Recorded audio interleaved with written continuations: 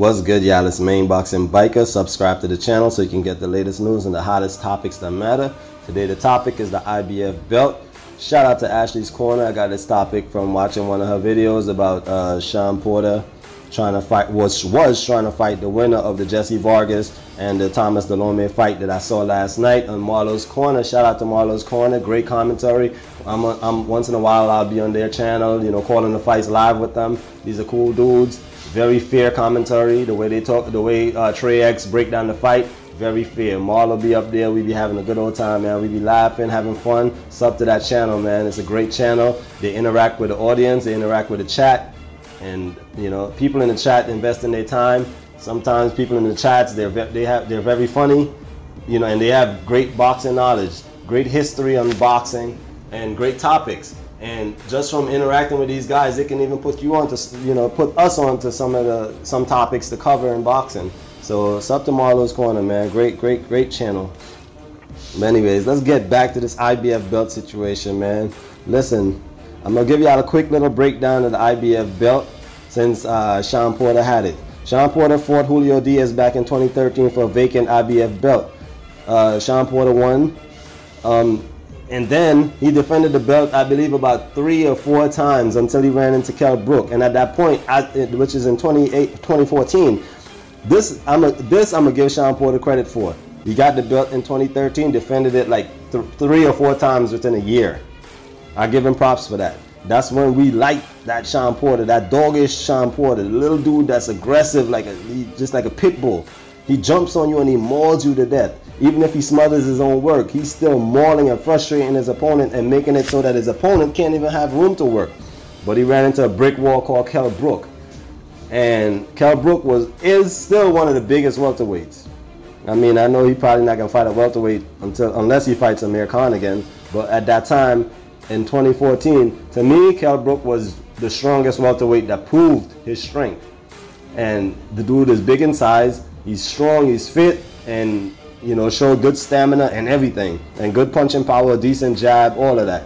And you know, Kell Brook was doing his thing. He was on top of the world. He took Shawn Porter's belt back in 2014 and took the belt back to the UK on a 3-year world tour, making bread off of Shawn Porter IBF belt. Took it on a 3-year world tour. That belt damn near spoke in a British accent.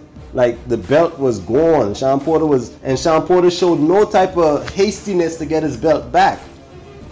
He showed no type of hastiness. And on top of it, Kell Brook did try to, you know, hold the belt hostage in the UK, where he's saying that anybody want this belt got to come to the UK to fight me to get the belt back. And due to the fact that a lot of people believe that the UK would have been biased and not give an American fighter a decision in a fight over a British fighter, you know, nobody went over there to fight him until a young, hungry lion called the truth. Errol Spence, from New York, like me. I'm just saying that. From New York, went up there, lives in Texas now, went up there and took Kell Brook on the offer to get this IBF belt.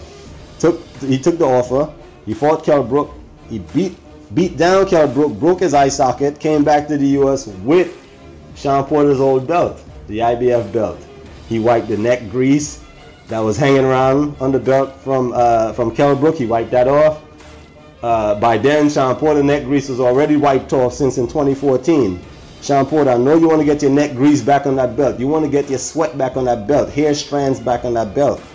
So you should try to come and fight Errol Spence to get your belt back. Errol Spence done wiped off all y'all residue off that belt and he got it. And now nothing but his neck grease is on that belt. Who want their belt back? Why Errol Spence got to be fishing for these dudes to fight him and he the champ? The champ shouldn't be fishing for competition. Competition's supposed to be fishing to fight the champ so that they can become the champ. But these dudes is acting like chumps, man. None of these dudes want to step up and take the competition of Errol Spence and get this belt. Errol Spence is going to have that IBF belt forever. Just because these dudes are so scared. Nobody want to step up and fight Errol Spence, man. Errol Spence got this belt since what? Around May of 2017. We now at the damn near the end. We're in the last quarter of 2018. And no major competition besides Lamont Peterson and Ocampo. Nobody else wanted to step up and take that matchup, man, to test their will and see if they can get this belt back. You know, so now that Ashley Corner is saying that Jesse Vargas and Thomas Delorme, the winner of that fight, would have been fighting Shawn Porter. Funny thing is, the fight ended in a draw. And as I was scoring the fight on Marlo's Corner last night with the guys and the, you know, all the cool people over there and the fans and everybody else, we all had it the same. Most of us had it the same. It was a draw. Ashley Corner said she had Thomas Delorme winning the fight, but most of us had the fight as a draw. I could see where you could probably edge out around. If you squeeze, you could edge around for Thomas Delorme because Jesse Vargas ain't show up. He ain't do much. On top of it, he got dropped in the last round, which was great because that drop made the fight even to me. But, you know, Thomas Delorme did most of the work. Most of the telling punches was landed by Thomas Delorme. Jesse Vargas was a straight down 1-2 jabs. Pretty much did nothing but jabbing all night. So Jesse Vargas don't look that good as a fighter. And then on top of it, when you think back that this is the guy that just a year ago, if that long, because I was at that fight at the Barclays when Jesse Vargas and Adrian Broner went at it. I think that's the fight where Takashi brought out Adrian Broner. I had mad views on that video too. I think that's one of my highest viewed videos.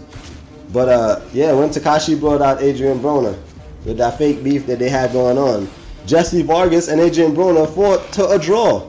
So it's like, bro, is it any fight? Maybe Jesse Vargas might have the same problem Adrian Broner have. Any fighter that's going to throw a lot of punches at him, he might freeze up himself too. Because Thomas Delorme, pretty much all he did was throw more punches. He threw more punches than Jesse Vargas and landed more than Jesse Vargas. And Jesse Vargas showed no defense, head in the straight line the entire night.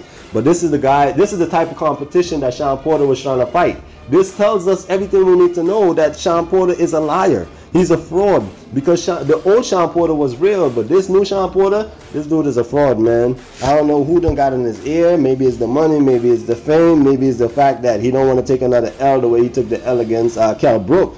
But at the same time, man, listen, when Errol Spence ran down on you in the ring, bro, he ran down on you and he spoke that stuff. Let me keep it clean. Errol Spence spoke that stuff to you in the ring and said, yo, what's good, let's fight. Shawn Porter showed nothing but respect. He pretty much praised Errol Spence for being a great champ, and he said this is the easiest fight to be made. We should be able to make this fight in no time. This is who I want to fight next. He said all that nice stuff just to get the yays and the hoorays in the crowd at the moment. And then hours later, a few hours, like in SpongeBob, a few hours later, this man recanted his entire statement. Everything he said, this man done changed it all up. This man done went straight into politics. Oh, if everything plays out accordingly and everything is right. Come on, bro. Come on. We all know overpricing is a way to duck a fight. Saying this guy doesn't bring enough money or fans is a way to duck a fight.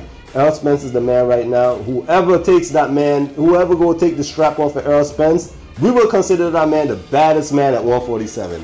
And everybody knows that. And these fighters should know that. But they're not confident they can do it. They're not confident they can do it. And so therefore, dudes like Keith Thurman that's holding on to straps, that don't want to face Errol Spence, don't want to face no tough competitions, you need to drop all your belts, bro. You already lost, you already got rid of the WBC, or they took the WBC from you.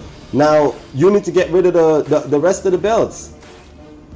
I think you got one more belt. He doesn't need to be holding on to one more belt. Who else is he going to fight that's going to bring money to him, where he's going to fight for that belt that the sanctioning body is going to say, okay, he can afford to pay us our fees for this belt? We don't know he's going to fight. This dude is talking about he needs 2, 3, 4, 5, 10 tune-up fights. It's been 2 years since Keith Thurman been in the ring. We damn near forgetting his name. We only remember his name because we be wondering about, hey, don't the welterweight division have another belt? Who got the belt? Especially the casual fans. They probably like, what? Don't the welterweight got the WBA or the WBO belt also? And then we gotta say a guy with a ponytail that claim a fake injury, or that claim he's injured on numerous occasions. First, y'all gotta remember, this man claimed injury to delay the Shawn Porter fight because he wasn't in shape. That was the reason why. That was the major reason. When this man faked the car accident and he snapped his neck, or he had whiplash in his neck, so he postponed the Shawn Porter fight. When that fight happened, listen, most of us, I was at that fight too, live at the Barclays Center, Brooklyn, stand up. I was at that fight, and we saw in the audience at the end of the fight, we all thought that Shawn Porter won that fight. Shawn Porter was putting paws on that man, and he was running like hell. I mean, when I did go home and rewatch it a couple of times, I could see where Keith Thurman won the fight just off a just off a landing more. But you know, but that was a hard fight. That was a hard fight for Keith Thurman. He fought damn near life and death to keep Shawn Porter off of him. Now imagine a big guy like Spence. I don't know how well that's gonna turn out. We don't know how well that's gonna turn out. That's Spence's kryptonite for Keith Thurman. Keith Thurman knew that.